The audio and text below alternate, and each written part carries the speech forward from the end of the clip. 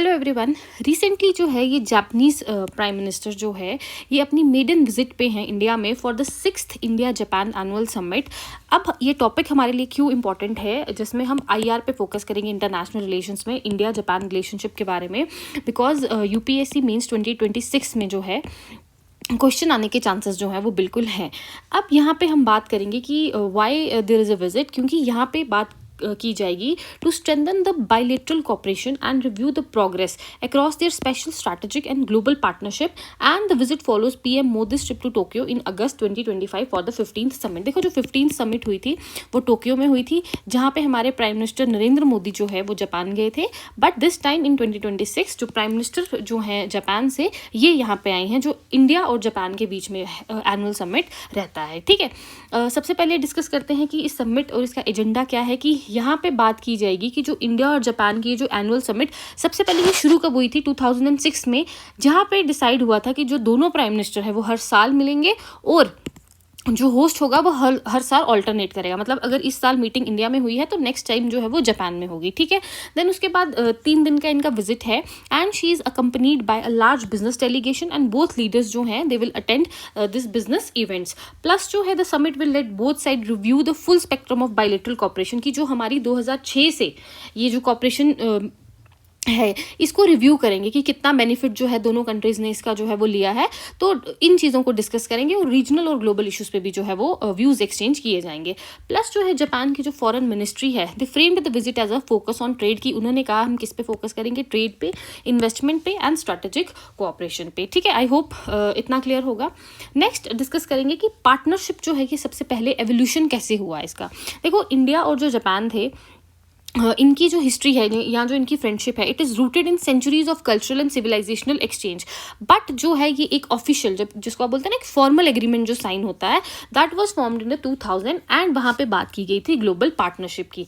फिर 2006 में इसको स्ट्रैटेजिक और ग्लोबल पार्टनरशिप का नाम दिया गया एंड 2014 में मोदी और एबे का जो सबमिट हुआ था वहाँ पे special strategic and global partnership जो है इसको नाम दिया गया। मतलब अब इंडिया और जापान के बीच में है एक स्पेशल स्ट्रैटेजिक और ग्लोबल पार्टनरशिप है। ठीक है, नाउ अब 75th एनिवर्सरी होगी इस डिप्लोमेटिक रिलेशंस की इन 2027 में। प्लस जो है bilateral framework now include over 70 dialogue mechanism with regular high level engagement at the level of foreign ministers, defence ministers, NSA and others. और की mechanism includes 2+2 foreign and defence minister dialogue meeting रहती है, फिर foreign minister strategic dialogue है, economic security dialogue है and act east forum. तो इन सब चीज़ों पे जो है वो इंडिया और जापान जो है अपनी चीज़ों को डिस्कस करेगा। मतलब फॉरेन मिनिस्ट्री लेवल पे, डिफेंस मिनिस्ट्री लेवल पे, फिर 2+2 फॉरेन और डिफेंस मिनिस्टर्स टॉक्स होंगी, फिर फॉरेन मिनिस्टर्स की अकेले में स्ट्रेटेजिक डायलॉग टॉक्स होंगी, देन इकोनॉमिक सिक्योरिटी पे बात करेंगे और एक्ट ईस्ट फोरम पे जो है वो बात करेंगे। ठीक है, देखो नेक्स्ट अगर हम इंडिया और जापान के बीच में इकोनॉमिक रिलेशनशिप की बात करें तो आज के टाइम पे जो है 1400 मतलब 1400 जापानीज कंपनीज जो हैं they are operating in India, जिसमें आधी से ज़्यादा वो किस में है, मैन्युफैक्चरिंग में।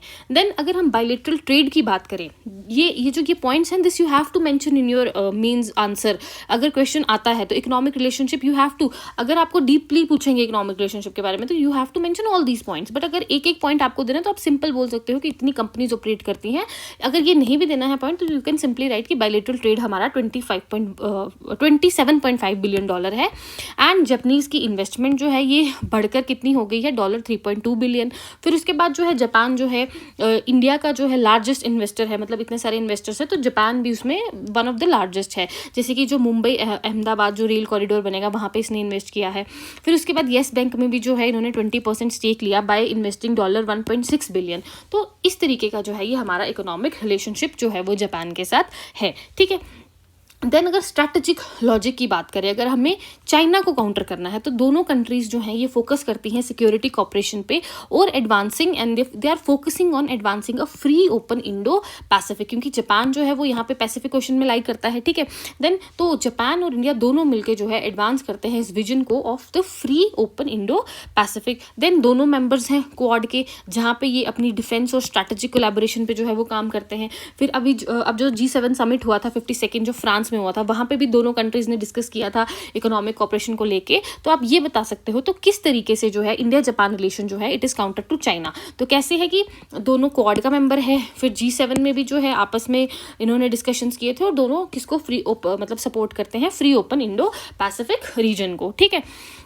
देन उसके बाद अगर हम यूनिक फीचर की बात करें, यहाँ पे जो इंडिया और जापान के मतलब जो मोस्ट कंट्रीज़ के साथ इंडिया का वैसा फीचर नहीं है, वन ऑफ द जो इंपॉर्टेंट फीचर है वो है कि रिलेशनशिप जो है इट रेस्ट ऑन द 8 की पिलर्स, जिसमें से जो एक इंपॉर्टेंट पिलर है that is the state prefecture engagement, कि जो जापान कंट्री है वो हमारी स्टेट के साथ जा जाके जो है वो कॉपरेशन करती है, ठीक है। जिसमें सबसे पहले आता है कि 2025 और 26 में क्या हुआ था कि जो CM थे हरियाणा, पंजाब और यूपी के, दे हैव विजिटेड जापान, और जब वहाँ पे डेलीगेशंस हुई, बातें हुई, तो वहाँ से लॉन्च हुआ इंडिया जापान गवर्नर्स नेटवर्क। कब हुआ? फरवरी 2026 में। फिर नॉर्थ ईस्ट पे भी फोकस किया गया कि India Japan act east forum और एक्ट ईस्ट पॉलिसी जो है, ये दोनों कंट्रीज़ जो है वो मिलके फोकस कर रही हैं। और जापान क्यों हमारे नॉर्थ ईस्ट में फोकस कर रहा है? क्योंकि यही जो है हमारी किसके साथ जोड़ता है? साउथ ईस्ट एशिया को। इंडिया को किसके साथ जोड़ता है? साउथ ईस्ट एशिया के साथ। तो इसीलिए जापान जो है वो यहाँ पे नॉर्थ ईस्ट को डेवलप करने में भी जो है वो हमें हेल्प करता है। इवन मेघालय और मणिपुर में भी जो है जापान ने इन्वेस्टमेंट शो की है, जिसमें they will skill the 5000 youth of that states. Then उसके बाद यू कैन मेंशन कि जो हमारा रिलेशनशिप है इट रेस्ट ऑन द 8 की पिलर, जैसे कि economy, economic security, mobility, environment, technology, innovation, health care, people to people exchange and the state prefecture engagement. So these 8 pillars you must remember, क्योंकि अगर question किसी और angle से पूछ गया तो आपने बताना है कि किस इन 8 पिलर्स पे जो है वो इंडिया और जापान जो है वो एक दूसरे के साथ व्यूज़ एक्सचेंज कर रहे हैं और कोलैबोरेट कर रहे हैं सिंपली, ठीक है। देन उसके बाद क्रिटिकल एरियाज ऑफ कोलैबोरेशन की बात करें तो इकोनॉमिक सिक्योरिटी और टेक्नोलॉजी पे जो है they were the central pillars, ठीक है। At the first economic security dialogue जब हुआ था तो उस टाइम पे भी जो है 5 प्रायोरिटी सेक्टर्स रखे गए थे, जैसे कि semiconductors, critical minerals, pharmaceuticals, clean energy and ICT। Then अभी जो रिसेंट एग्रीमेंट्स है इसमें मेमोरेंडम ऑफ कॉपरेशन जो है मिनरल रिसोर्सेज पे उस पर बात की गई। फिर जो पहला जॉइंट वर्किंग ग्रुप है विच इज़ हेल्ड वर्चुअली इन 2026। फिर memorandum of cooperation in semiconductor supply chains. फिर जापान इंडिया का AI कॉपरेशन इनिशिएटिव। तो ये ऑल दीज एग्रीमेंट्स हैं, ये रिसेंट एग्रीमेंट्स है जहाँ पे दोनों कंट्रीज़ ने फोकस करने की बात की गई है। तो ये भी आप जो है अपने मेंस में आंसर मेंशन कर सकते हो। फिर डिफेंस कॉपरेशन भी जो है वो काफ़ी ज़्यादा है, क्योंकि 2025 की समिट में बात की, जॉइंट डिक्लेरेशन हुआ था सिक्योरिटी कॉपरेशन पे। फिर बायलेटरल एक्सरसाइज हैं जैसे कि जैमैक्स, धर्म guardian, Veer guardian and the coastal guard drills. Bilateral exercise भी आप मेंशन कर सकते हो। मल्टीलेटरल एक्सरसाइजेज हैं जैसे कि मालाबार और मिलान। मल्टीलेटरल मीन्स कि यहाँ पे इंडिया, जापान और अदर कंट्रीज भी हैं। फिर डिफेंस टेक्नोलॉजी ट्रांसफर की बात की गई है, इंक्लूडिंग द यूनिकॉर्न मास्ट, मतलब मेमोरेंडम ऑफ इम्प्लीमेंटेशन नवंबर इन 2027। तो इस तरीके से जो है इंडिया और जापान क्या कर रहे हैं, एक दूसरे के साथ कोलैबोरेट कर रहे हैं। जो 5 प्रायोरिटी सेक्टर्स थे ये आप मेंशन कर सकते हो। इस तरीके से आप बॉक्स बनाना और यहाँ पे ऐसे 5 मेंशन कर देना तो ज़्यादा आंसर भी अच्छा लगेगा। देन उसके बाद this is the question for practice कि इंडिया और जापान पार्टनरशिप है they has deepened beyond traditional economic ties into a strategic bulwark for regional stability. In this context analyse how the pillars of economic security and defence cooperation are reshaping the bilateral relationship.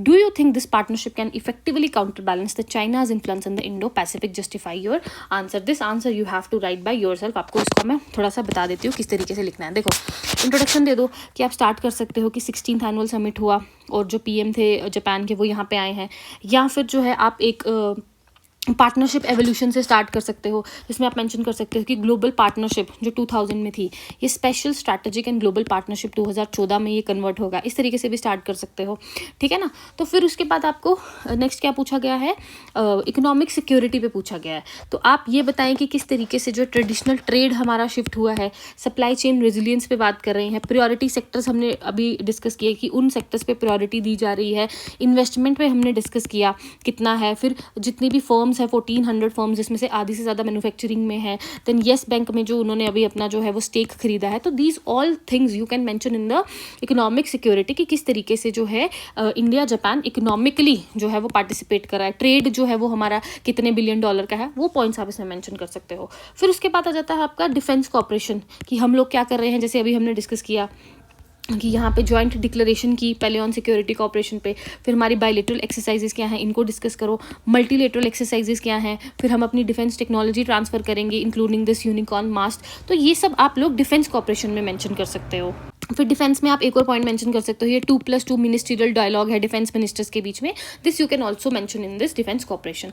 Now अब यहाँ पे पूछा गया है, do you think कि partnership जो है वो काउंटर बैलेंस कर सकती है चाइना का इन्फ्लुएंस? तो आप इसमें येस में भी आंसर दो और नो में भी आंसर दो।